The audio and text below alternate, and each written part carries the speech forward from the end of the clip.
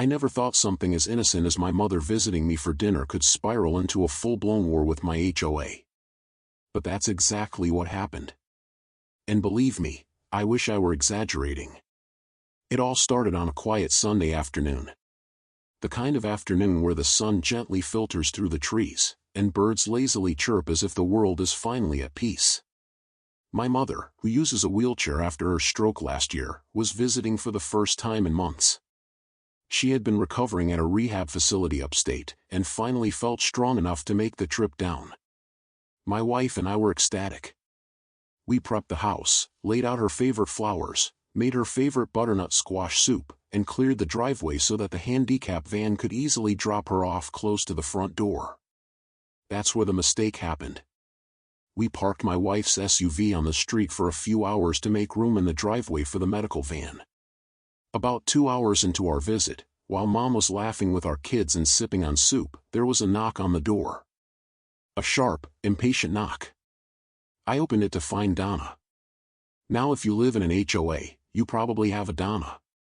Short-cut blonde hair, clipboard glued to her hand, and a permanent scowl as if smiling would cost her $100. She didn't even say hello. "Mr. Carter," she said, pointing behind her, "that vehicle cannot be parked on the street without a permit. That violates Community Ordinance 14B. I blinked, confused. That's my wife's car. We moved it there temporarily so the handicap van could access our driveway. Donna didn't blink. It doesn't matter. Rules are rules.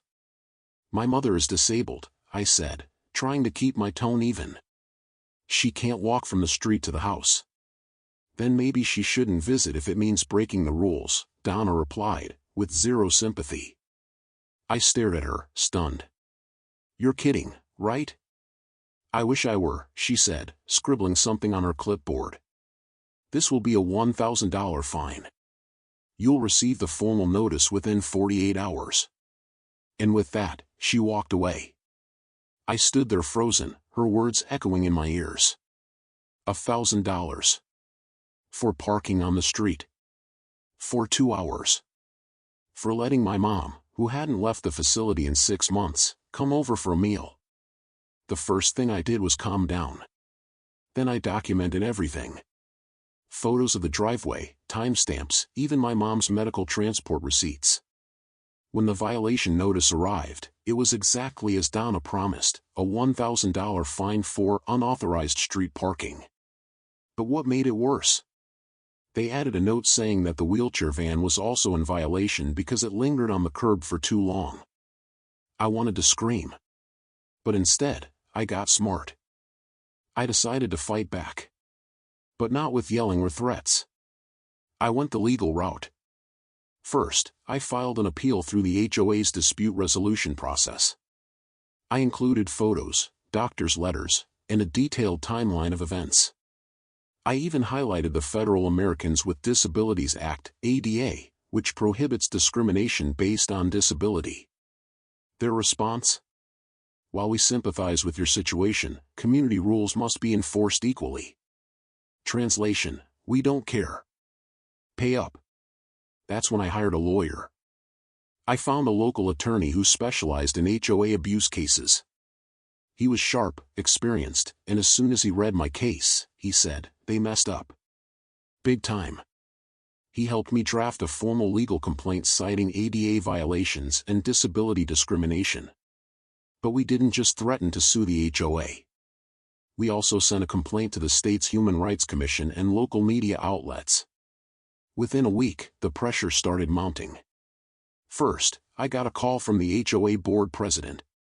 A man I'd never met before. He was suddenly very polite. "Mr. Carter, perhaps we can come to a compromise."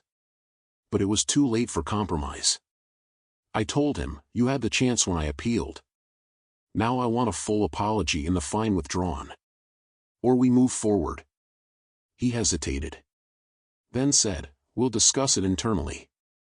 That same week, a local news reporter knocked on my door. He had received our press release and wanted to do a story. The segment aired that Friday. Headline: Homeowner fined $1,000 for letting disabled mother visit. The backlash was immediate. People flooded the HOA's Facebook page, calling them heartless. Neighbors who had been silent before now came forward with their own horror stories. Turns out, Donna had been terrorizing the community for years, hiding behind her clipboard and threatening fines for everything from wind chimes to welcome mats. The board called an emergency meeting. 3 days later, I received a written apology. The fine was rescinded. Donna was relieved of her position pending further review. And the board agreed to revise their parking policy to make accommodations for medical and accessibility needs. But that wasn't the end. My story inspired others. A group of homeowners banded together to form an HOA reform committee. We drafted new rules, demanded transparency, and pushed for Donna's permanent removal. 6 months later, we had a new HOA board. One that actually listened to residents. And my mom? She's now a regular visitor. The wheelchair ramp is permanent. And so is her seat at our dinner table. Let this be a reminder, just because someone holds a clipboard doesn't mean they hold power over your humanity. Sometimes the best way to fight back isn't with noise. It's with truth, law, and a whole lot of community support.